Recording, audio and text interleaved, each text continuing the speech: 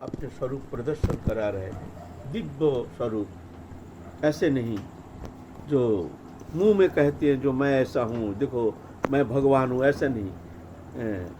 साक्षात रूप में सबको अपना चिन्मय दिव्य स्वरूप प्रदर्शन कराए, ये महाप्रभु लीला में विशेषता है।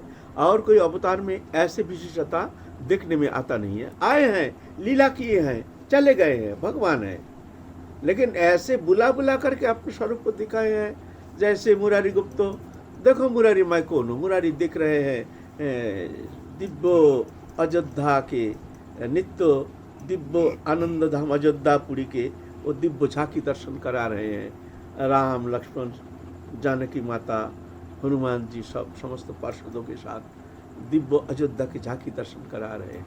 देखो मन में संशय मत रखो।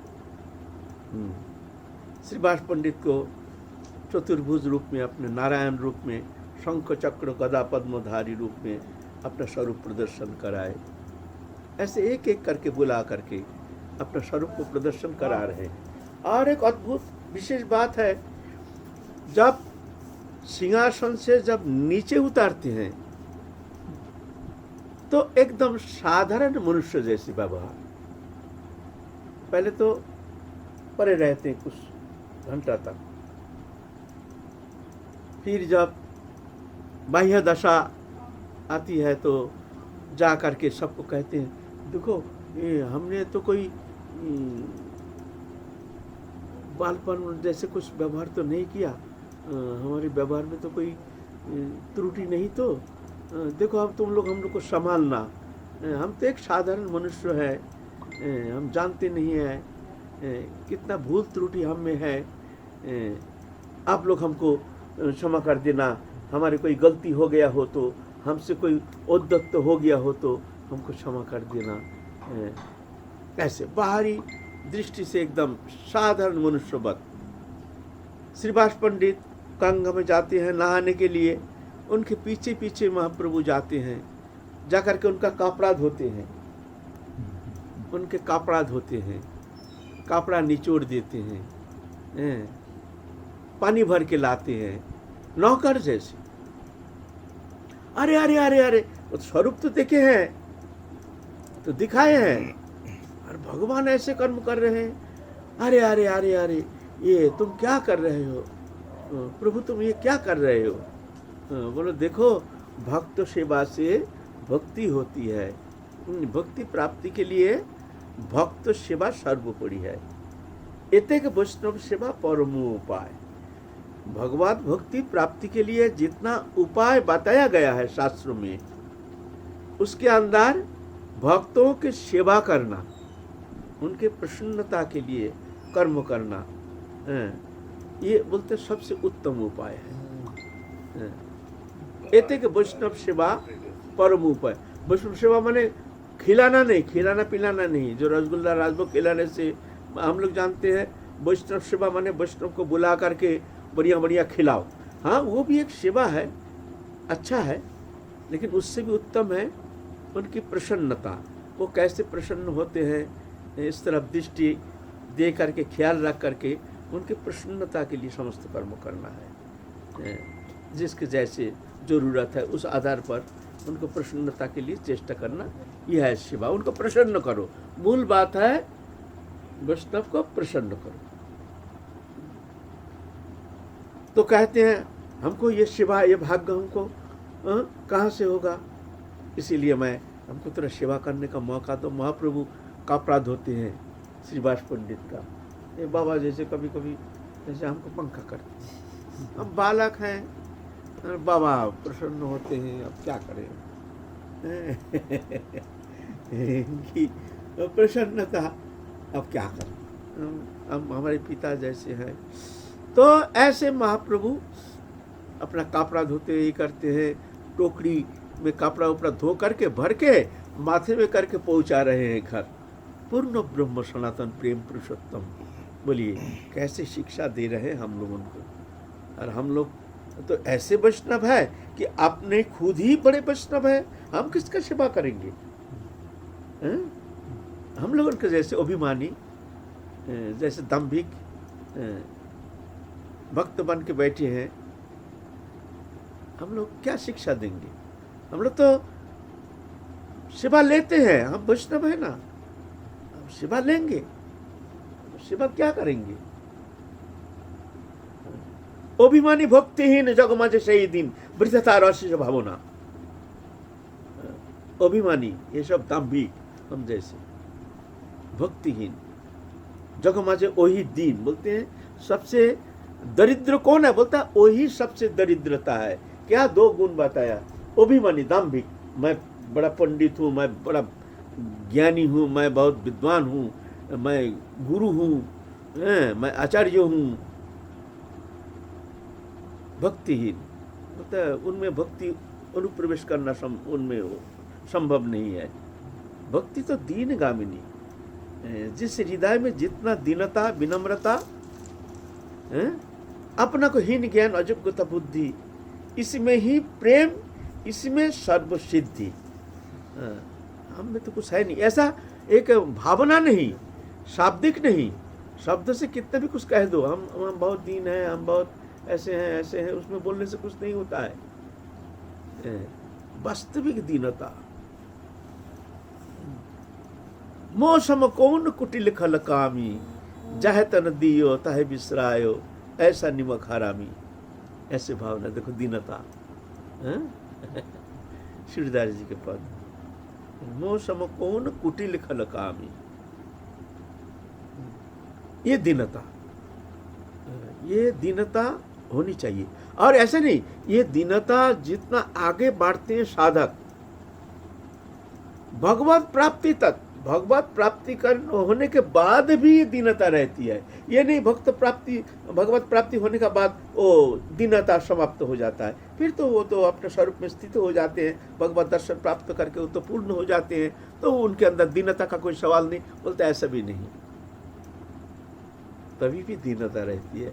और बहुत अद्भुत भाव से उनके अंदर भी ऐसे सिद्ध जो भगवत दर्शन करने में समर्थ हो गए हैं, जो कि संसार चक्र से मुक्त होकर भगवत प्रेम प्राप्त करने में समर्थ हो गए हैं, ऐसे महात्मा के भीतर भी विनम्रता रहती है। इसको कहते हैं भक्ति तिथ दोनों। भक्ति देवी की कृपा से ये दीनता आती है, ये साधारण नहीं, ये दीनता आना संभव नहीं है, इस चेष्टा के द्वारा होना संभव नहीं है। और जो अभिमानी, जो अपने को समझते हैं मैं बड़ा वैष्णव हूँ, मैं बड़ा ज्ञानी हूँ, मैं बड़ा ऐसे हूँ, मान्य हूँ, मैं पूजनीय हूँ, समाज में हमारे बहुत स्वीकृति है, समाज में सब हमको मानते हैं, वो तो बस ठीक है, समाज के मान्यता लेके तुम खुशी रहो, लेकिन वो प्रेम प्राप्ति के लिए वहाँ तो दीनता, विनम्रता सब हमसे श्रेष्ठ है, सब में प्रभु है जान करके, सबके प्रति आदर बुद्धि, सबके प्रति एक प्रेम भावना, सबके प्रति आदर्शदर्शिता, आहा, सब में प्रभु निवास कर रहे हैं, ऐसे जान करके अपने को हीन मानते हैं। ये इसको कहते हैं भक्ति तिथ दोनों। भक्ति देवी जिस हृदय में आविर्भूत होते हैं, उसी हृदय में ये दीनता देखने में आता है। ये सहज नहीं है, और ये अल्प भाग से ये दीनता आती नहीं है। जो अल्प भाग पूर्व जन्म में जो अल्प भाग लेके आया है, थोड़ा सा मंगल कर्म करके आए, उसके भाग में होना संभव नहीं है। ये तो अति भाग्यशाली बालक जैसे, हमको जानते नहीं, हमको समझते नहीं है, पंडित होकर के भी मूर्ख जैसे बन जाते हैं। है पंडित लेकिन मूर्ख जैसे बन जाते हैं, बालक जैसे, वयोवृद्ध होते हुए भी बालक बत है। वयोवृद्ध जैसे हमारे बाबा वयोवृद्ध है, लेकिन बालक बत पंखा लेके हमको हवा कर रहे हैं। बालक बत, अब क्या करें, हमारे पिता जैसे हैं, प्रसन्न हो रहे हैं, उनके मन की खुशी, चलो भाई। वयोवृद्ध होकर के भी बालक बत, सामर्थ्य होते हुए भी असमर्थी जैसे, ऐसे पूर्ण ज्ञानी होते हुए भी अज्ञानी जैसे, ऐसे उनमें उल्टा भाव दिखने में आता है। मैं कुछ जानता नहीं हूँ, मैं कुछ समझता नहीं हूँ, ऐसे भाव हो जाता है। हमारे गुरुजी तो सामर्थ्य महापुरुष थे, पहुंचे हुए संत थे। फिर भी कभी कभी हम लोग जब बात करते थे एकदम बालक जैसे ऐसे व्यवहार करते थे, देख करके कभी कभी आश्चर्यचकित हो जाते थे उनके बात सुन करके। ऐसा कहते थे, तुम लोग ना कितना कुछ जानते हो, हम ना कुछ नहीं जानते हैं। एकदम बालक बन। मान लो कोई बात आ गया, कोई बात सुना दिया बाबा को, वर्तमान समाज का देश विषय कुछ बात, कोई बात, लोग बहिर्मुख है तो बहिर्मुख शब्द ही कुछ कह देते हैं, बाबा ऐसा हुआ, वहाँ ऐसा हुआ, ऐसा हुआ। बाबा बोलते अच्छा ऐसी है, तुम लोग ना कितना कुछ जानते हो, आप ना कुछ नहीं जानते हैं। ऐसे एकदम बालक जैसे। हंसी मुख कहे या वैसे? ना हंसी मुख, एकदम स्वाभाविक, स्वाभाविक, एकदम बालकवत। एक दिन कोई बात पर आ गया, समाज में आजकल जो अच्छा कोई काम कराने के लिए कहीं अदालत में जाओ, कहीं ऑफिस में जाओ, कोई कचहरी में जाओ, कहीं जाओ, कुछ करने के लिए उसको रिश्वत देना पड़ता है। रिश्वत देने से काम जल्दी हो जाता है। तो इस विषय में एक दिन कोई प्रसंग आ गया, हम बाबा को बोल रहे थे, बाबा ऐसे कोई काम के लिए ऐसे कुछ रिश्वत दे करके अगर ये काम कराया जाए तो बोलते रिश्वत क्या होता है? हमने बोला जी बाबा रिश्वत माने कोई काम कराने के लिए उसको कुछ एक्स्ट्रा पैसा दे करके उनको प्रसन्न करना पड़ता है, फिर जाके वो काम, मतलब वो क्या चीज है वो रिश्वत, वो क्या चीज है?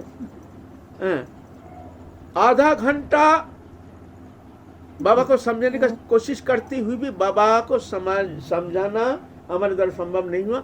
रिश्वत क्या चीज होता है? घूस। बोले घूस? घूस की विनोद घूस टा की बोलो तो बांग्ला में विनोद ঘুষ ওটা কি জিনিস, কিরকম জিনিস? ঘুষ समझा ही नहीं। ऐसे कोई साधारण बात है? साक्षात राधा रानी की कृपा जिसने प्राप्त किए हैं ये प्रेम सरोवर में, साक्षात दर्शन दिए हैं, पूर्ण रूप से उनको कृपा किए हैं। दूध पिलाया, ऐसे भी सुना है।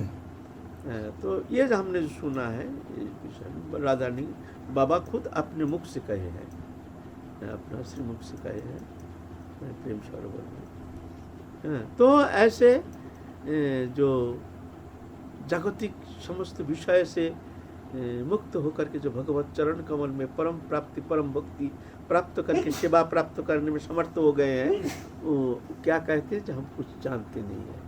ऐसे है। ये विनम्रता, ये दीनता कोई साधारण बात नहीं है। और भक्ति लाभ के लिए, भगवत प्रेम प्राप्ति के लिए ये दीनता सबसे बड़ी बात है, ये होनी चाहिए निर्विशेष।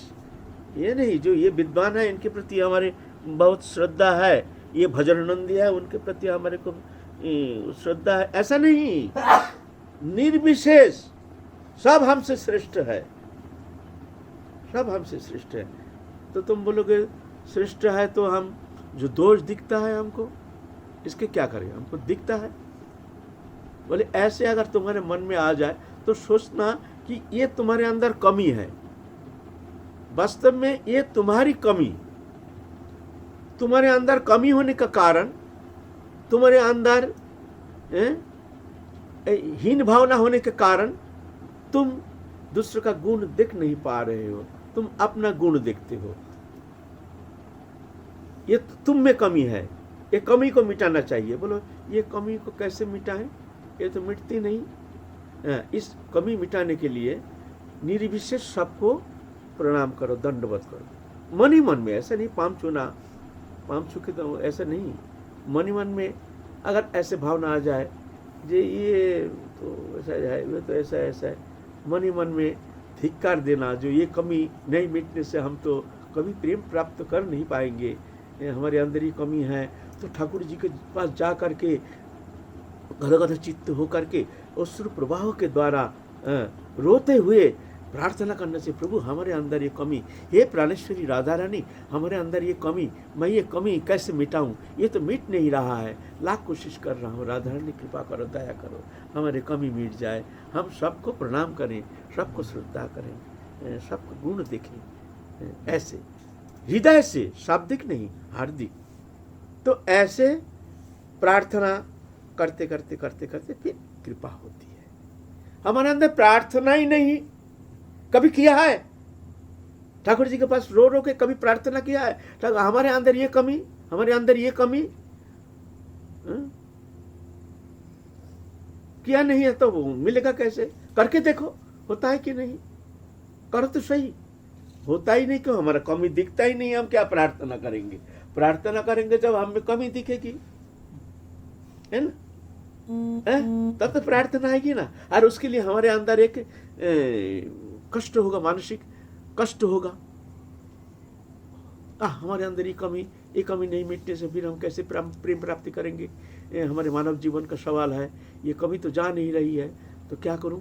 हे राधा रानी, तब व्याकुलित तो हो करके फिर जाकर के प्रार्थना करेंगे ठाकुर जी के चरण में, राधा रानी के चरण में निवेदन करेंगे, राधा रानी कृपा करो, हमको दया करो, हमारी ये कमी को मिटा दो, नहीं तो हम तुम्हारे चरण कमल सान्निध्य प्राप्त करने में कभी समर्थ नहीं हो सकते हैं, तुम्हारी कृपा ही सार है, तुम कृपा करो। ऐसे होना चाहिए, ऐसे होना चाहिए। दीनता ऐसे नहीं आती है। भाव के प्रवाह में प्रसंग क्रम में कहते हैं विजय कृष्ण गोस्वामी के जीवन की एक छोटा सा घटना। उस समय संन्यास नहीं लिए हैं, रास्ते में जा रहे हैं तो भजन करते करते कभी ऐसी स्थिति आती है जो कभी कभी हृदय सूख जाता है, जैसे हमने जीवन में कभी भजन किए ही नहीं। सब साधक का ही होता है, जो भजन करते हैं उनके लिए ये ऐसे होता है, क्योंकि ऐसे प्रभु की कृपा से ऐसे कभी कभी स्थिति आती है तो जाकर के उसके अंदर दीनता आती है, जो हम बहुत अपराधी हैं, हमारे हृदय सूख गया, हमारे हृदय में कोई भक्ति भावना है नहीं, कोई अपराध हो गया है, हाय हाय हाय हाय, हम में बहुत कमियां हैं। परेशान कर शुष्कता जो है आ जाती है, बेचैन हो जाता है, धन कहाँ चला गया, मैं कैसा। हाँ, ये भगवत इच्छा से कभी कभी होती है। क्यों? वो भक्ति का अभिमान सबसे बड़ा खतरनाक अभिमान, वैष्णवता का अभिमान ये बहुत खतरनाक अभिमान, और दूसरा अभिमान मैं पंडित हूँ, मैं धनी हूँ, मैं ज्ञानी हूँ, ये सब अभिमान छोटा मोटा अभिमान, ये तो क्षमा हो जाता है। लेकिन मैं वैष्णव हूँ, हम में बहुत भक्ति है, हम में राधा रानी की बहुत कृपा है, इसका मतलब दूसरे के प्रति कृपा कम है। तो ये भक्ति का अभिमान राधा रानी सहन नहीं करते, भक्ति देवी सहन नहीं करते। थोड़ा सा अभिमान आ गई तो बस तुरंत हृदय से हट गए कुछ समय के लिए, फिर ऐसा सूख जाता है हृदय। सूखने से क्या होता है? उसके अंदर दीनता आती है। अब मैं क्या करूं, कोई अपराध हो गया हमसे। एक बार ऐसे ही विजय कृष्ण गोस्वामी रास्ते में जा रहे हैं सवेरे के टाइम, हृदय सूख गया है, जैसे कभी भजन किए ही नहीं। क्या हो गया हमसे, क्या गलती हो गया, कौन सा अपराध हो गया? तो सोच रहे हैं ओ होगा, हम लोग तो गोसाई हैं ना, अभिमानी बहुत है, हम लोग अपने को ऐसा अपने भावना कर रहे हैं। ये अभिमान ही हमारे हृदय को सुखा दिया है। अच्छा अभी मैं दिखाता हूँ, भीतर जलन आ गया, अभी मैं दिखाता हूँ। इतना में एक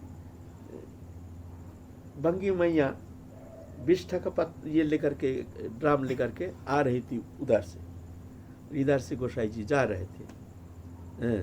तुरंत एकदम मेन रोड पे साष्टांग होकर दंडवत कर रहे हैं, हे माँ, हे जननी, कृपा करो माँ, हम बहुत अभिमानी जीव है, हमको दया करो। एक भंगी मैया सफाई करनी है, उनको जाके साष्टांग सदर रास्ते के ऊपर हाथ जोड़ रहे हैं, हमको कृपा करो। कर सकते हो? हाँ? तो भक्ति भी ऐसा थोड़ी होता है। फिर विजय कृष्ण गोस्वामी जी उनके उपदेशामृत में ये बात है, कहते हैं फिर हमारा मन निर्मल हो गया, हृदय गदगद हो गया तुरंत। कहते हैं तुरंत हमारे हृदय हमारे भीतर में जो शुष्कता वो समाप्त हो गया, हृदय गदगद हो गया, हृदय भक्ति भावनामय हो गया। ऐसा है, किसी को छोड़ते नहीं। वो रास्ते से जाना है तो वही एक ही रास्ता, किसी के लिए अलग रास्ता भगवान तैयार नहीं किए हैं। अगर तुम जाना चाहते हो तो वो रास्ते से सबके पाम के नीचे से तुमको वो प्रेम मार्ग, अगर मान लो जो ना हम ठीक है हमारा तो ठीक है, तुम अपना तृप्त रहो, कोई बात नहीं है। अगर नहीं तुम वही प्रेम तुम पाना चाहते हो तो एक ही मार्ग है, दीनता। वो मार्ग से तुमको जाना पड़ेगा, भीतर से अंतःकरण वृत्ति, दिखावा नहीं। जो दिखावा हर जगह सबको पाम छुए ऐसे नहीं। पाम छूने से क्या होता है, कभी कभी अपराध भी हो जाता है।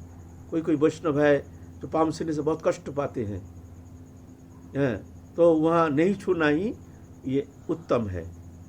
कोई पसंद नहीं करते, छूने से बड़ा कष्ट महसूस करते हैं। तो हर समय ऐसे नहीं कि सबका पाम छू ना, किसी का दुखी नहीं करना, कष्ट नहीं देना। उनको सुखी करो, उनको प्रसन्न करो।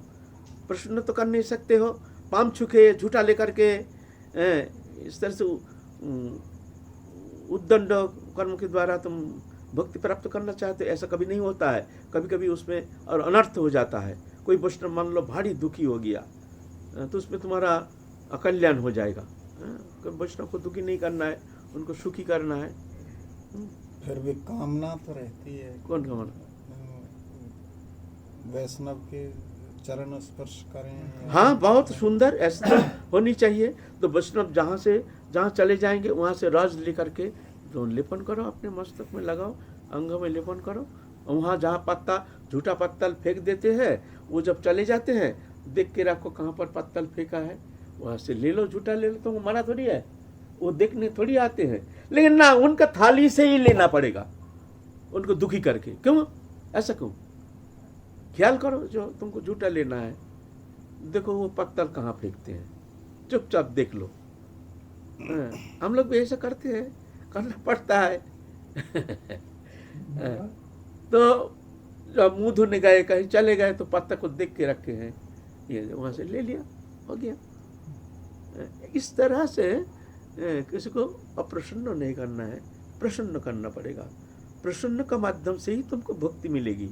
अप्रसन्नता से कभी लाख प्रयत्न करो, तुमको भक्ति मिलना संभव नहीं है। जोर करके चरण रज लेना, पाम छूना, झूठा लेना, ये सब ये उद्दंडिता, इसमें भक्ति नहीं है।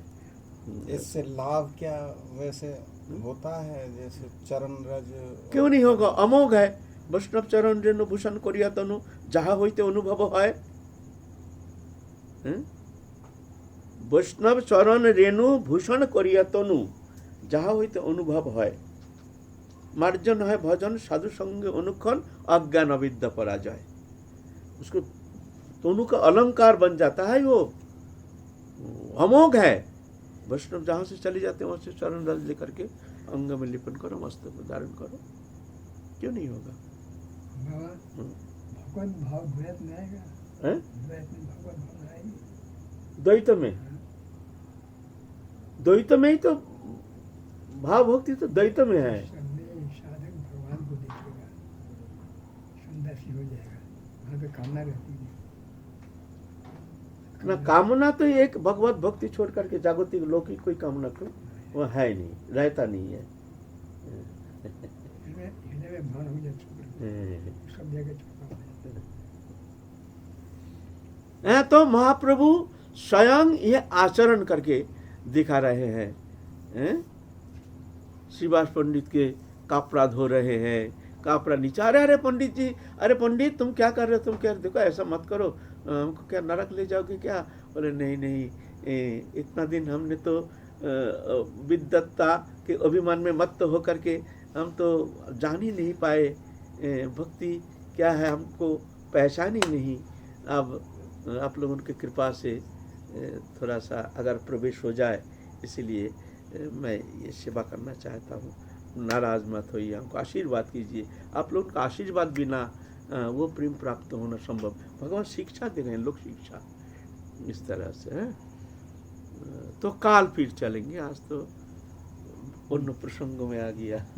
किसी भी वैष्णव का अधरामृत लिया जा सकता है या देखो, अगर तीव्र श्रद्धा है, बहुत श्रद्धा है तो अलग बात है, लेकिन बहुत श्रद्धा नहीं है तो लेना नहीं चाहिए। जहाँ तहाँ सबका जो झूठा है, ऐसा अगर तुम्हारा बहुत श्रद्धा है तो अलग बात है, लेकिन ऐसा नहीं जो तुम्हारी श्रद्धा है, तुम जानते हो भजनानंदी है, ये अधर्मित लेने से तुम्हारा कल्याण होगा, तो वहाँ से तुम ले सकते हो, ये बात है। नहीं पंचायती रास्ते में जैसे भंडारा हो रहा, सब निर्विशेष कोई भी बैठ गया और वहाँ से सब झूठा मूठा लेकर के खा रहे, ऐसे शायद वो।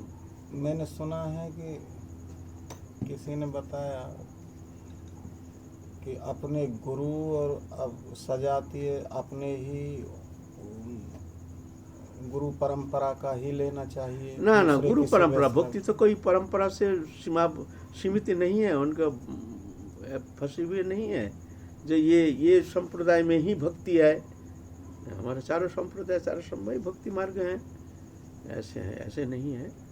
तो महत्पुरुष के जो अधरामृत होता है वो अमोघ होता है, अमोघ। वो तो अगर तुम्हारे श्रद्धा है, तीव्र श्रद्धा है तो लेना चाहिए जी।